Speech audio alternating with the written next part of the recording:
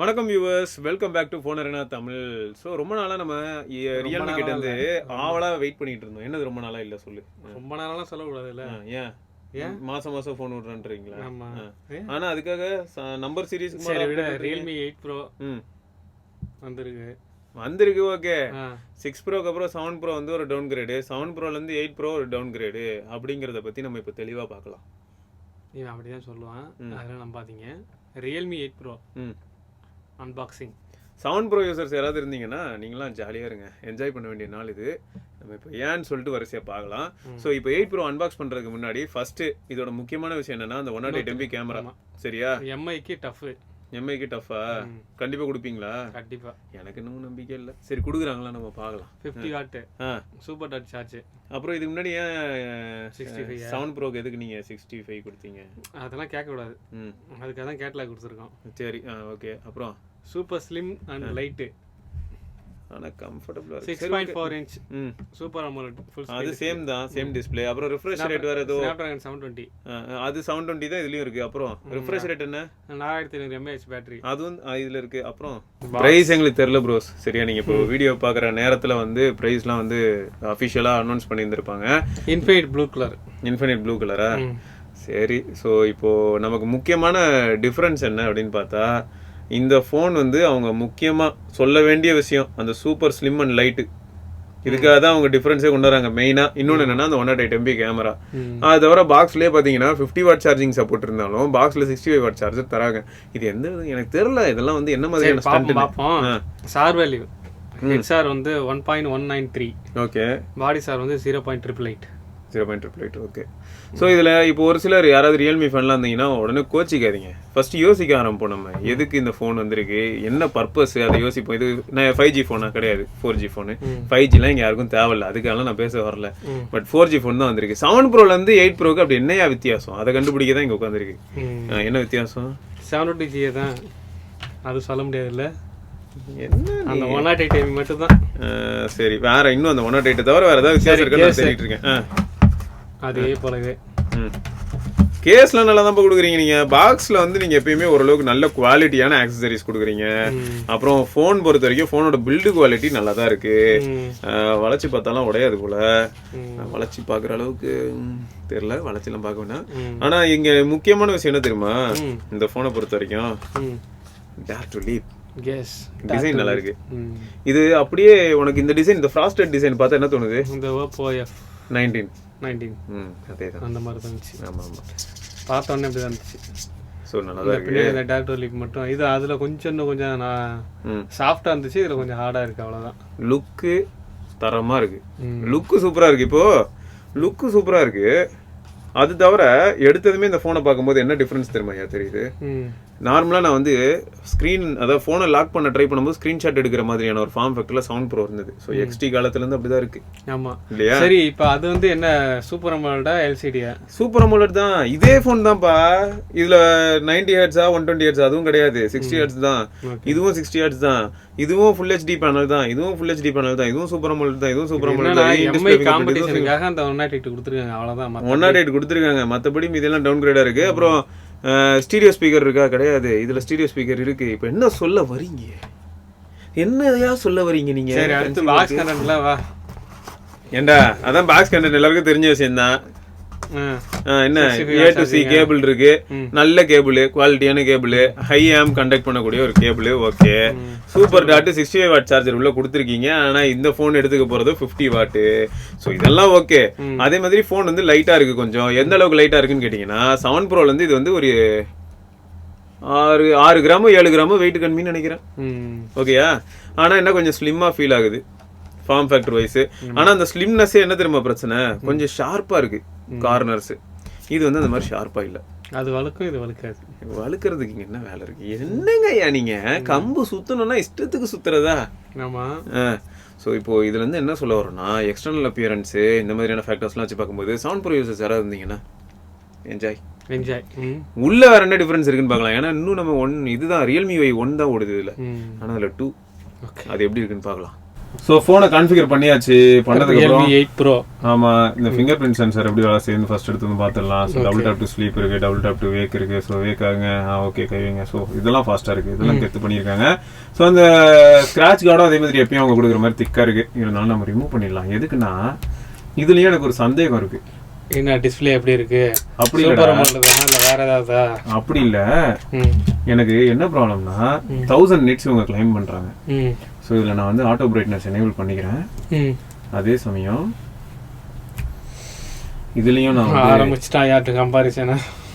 இல்லை, அது தெரிஞ்சு ஆகணும். இது எனக்கு இல்லாட்டி எனக்கு தலை வெடிச்சிடும்.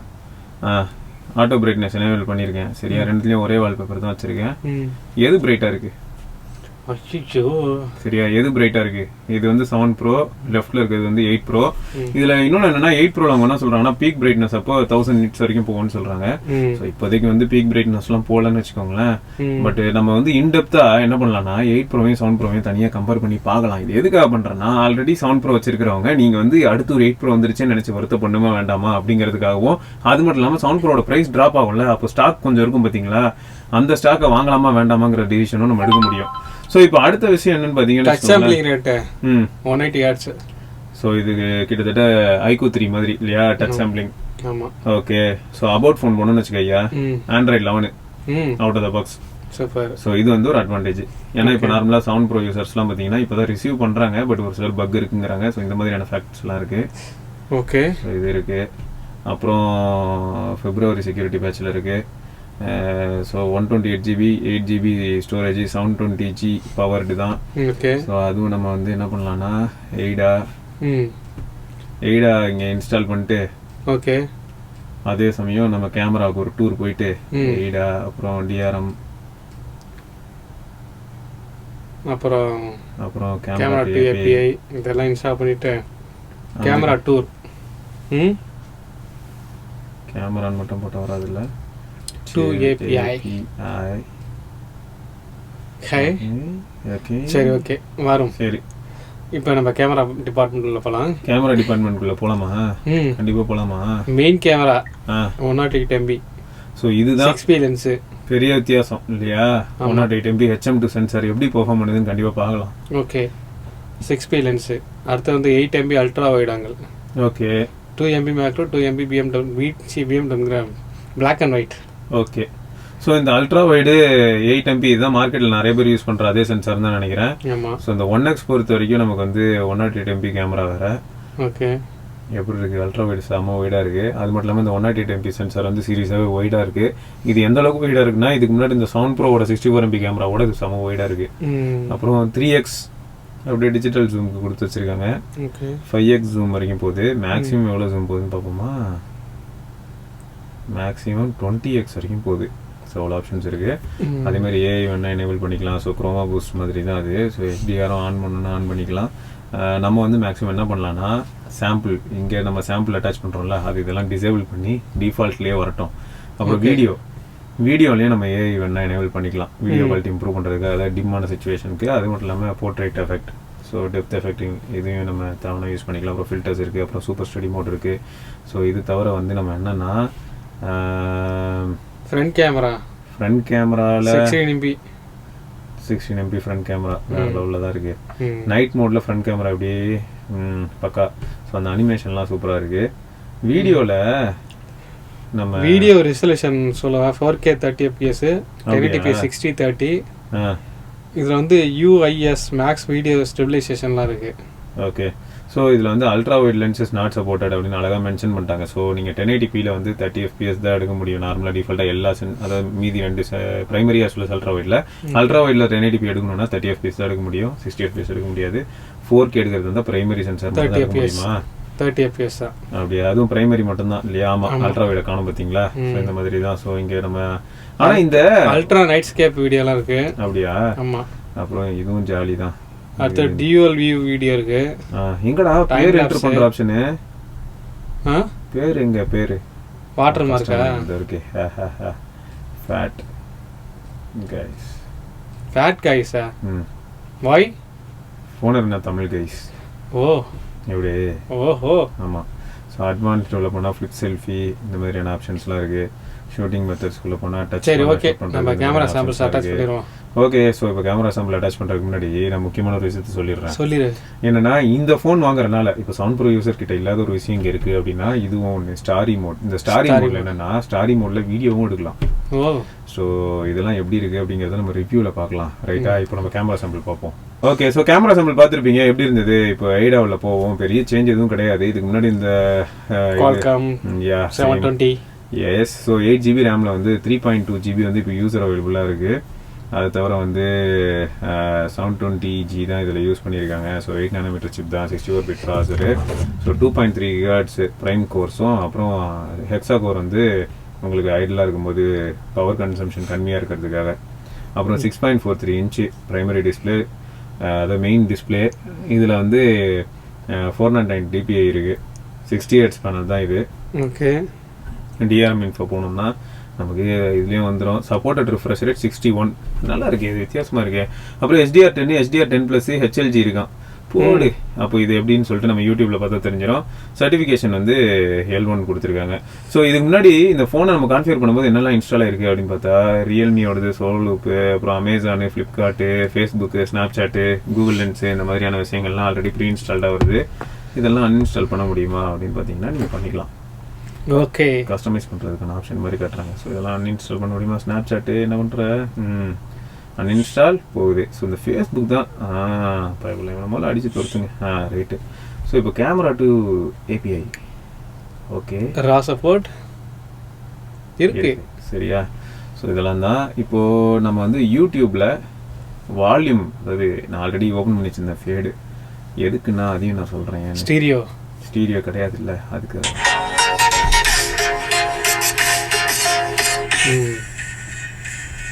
ஓகே, ஸ்டீரியோ இல்லைங்கிறத வந்து ப்ரூவ் பண்ணிட்டேன்.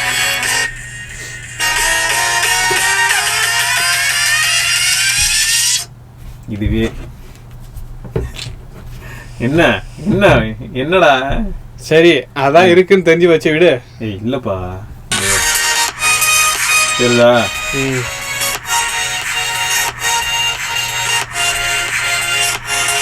இதை நினைச்சுதான் வருத்தமா இருக்கு. என்னையா அப்கிரேட் இது அப்படின்னு, வேற எதுவும் இல்ல. இந்த 108 MB மட்டுமே காரணமா சொல்லி எவ்வளவுதான் கம்பு சுத்துறது. சரி சரி, அப்புறம் நம்ம அந்த இது பாத்துடலாம், HDR பேனல்ல. அதுக்கும் நம்ம அந்த 4K Costa Rica. S, as usual 4K என்னைக்குமே அதே தான் வந்துச்சு ஃபர்ஸ்ட்லே.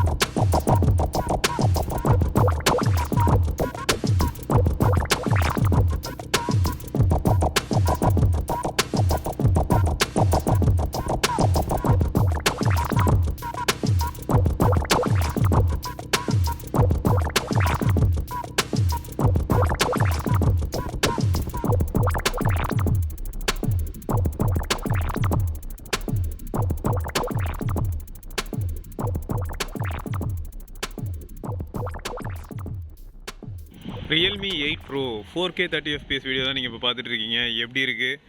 ஸோ இதில் இன்னொன்று பார்த்தீங்கன்னா ஃபோன் செம்ம லைட்டாக இருக்குது. ஸோ நீங்கள் வெளில விலாக்லாம் பண்ணும்போது கையில் பிடிச்சிட்டு போகிறதுக்கு எந்த அளவுக்கு கம்ஃபர்டபுளாக இருக்கும் அப்படின்னு பார்த்தா நல்லாவே கம்ஃபர்டபுளாக இருக்கும்.